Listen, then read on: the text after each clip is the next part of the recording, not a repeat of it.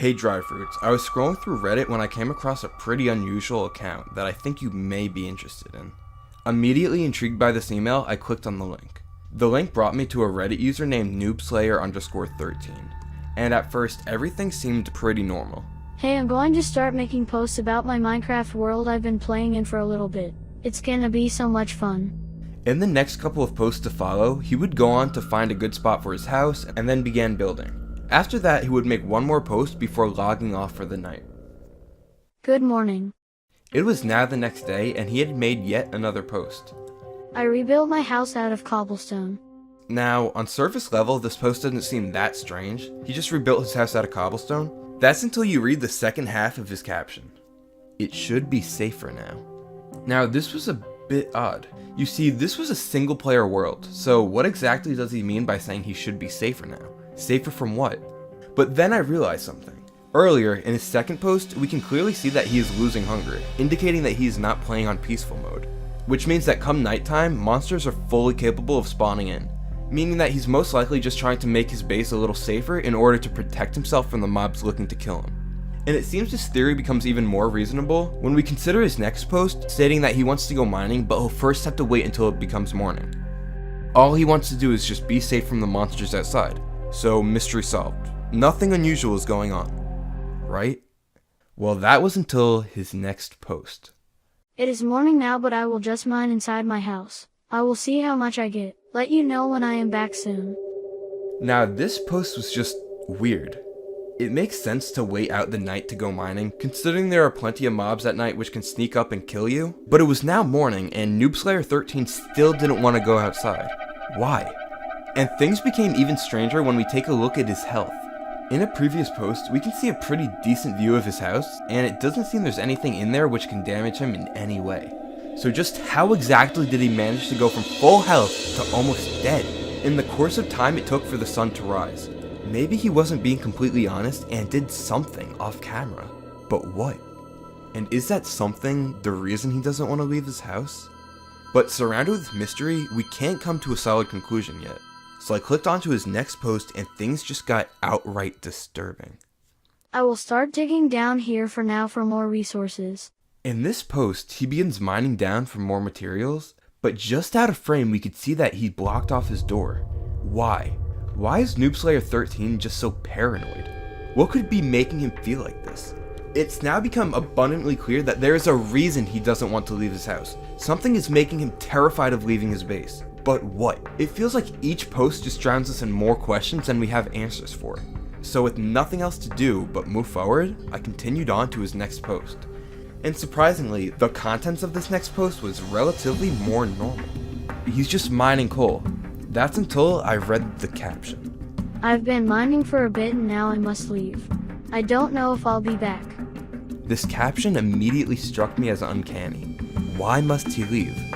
And by checking the time this post was made, this was usually the time he would be on. But let's just give him the benefit of the doubt. Maybe something came up in his life where he was just plain out busy.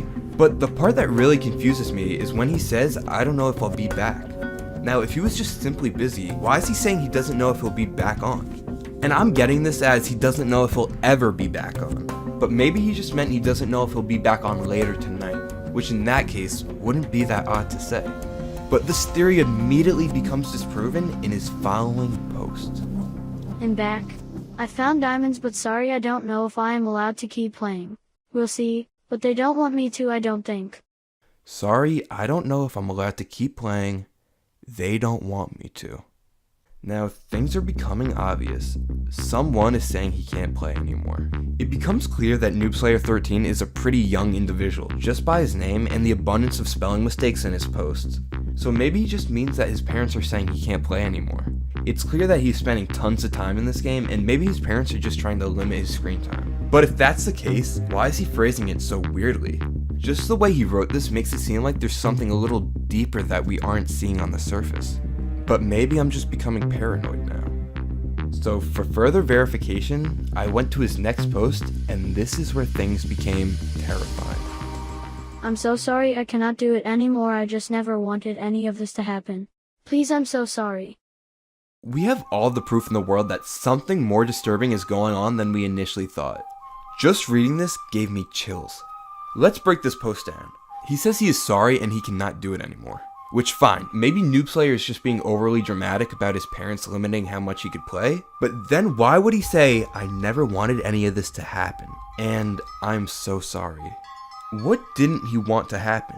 Just who is he apologizing to? Us? His audience? Everything is just utterly shrouded in unsettlement. And what makes these posts even more disturbing is that he just continues on playing the game like normal, despite the incredibly frightening captions. It's like he's trying to keep his cool, but for whom? And this is when I realized that he only made one more post after this.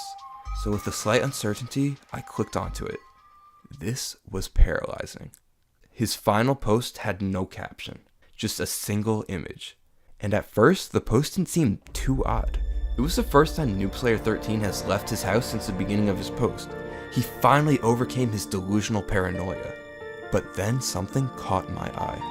I took a closer look at his house, and that's when I saw it.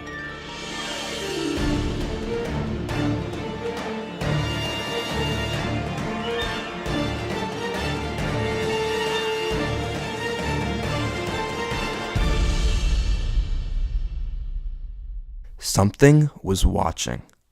So I began looking back at all his other posts for signs, and came to another equally harrowing discovery.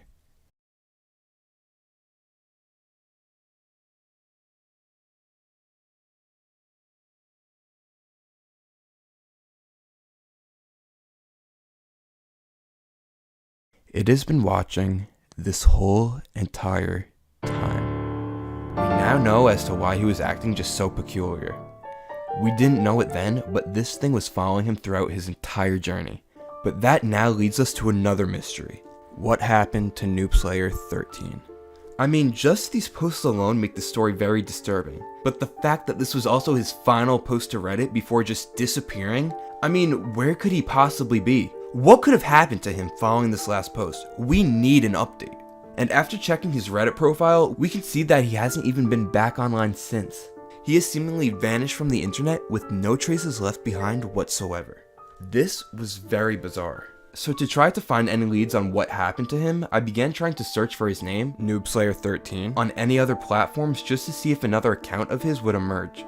And after looking on several social media such as Twitter, TikTok, Instagram, and Google, I eventually found something on YouTube. A channel called Noobslayer13. However, the Reddit account and this channel's name were spelled a little differently. So just to make sure they were both in fact the same person, I went to check if the channel had any public videos up, and thankfully they had just one video up on their channel. So I went to watch this video, and it was actually pretty ordinary. The video featured a person recording something off of their computer. And at first, this video really didn't seem to help us prove whether or not the Reddit account and this channel are both owned by the same person. But then I took a closer look at the video and came to a shocking discovery. In the beginning of the video, we can see the person recording close out of a tab on their computer. But after taking a closer look, we can see that it was actually Minecraft which they closed out of.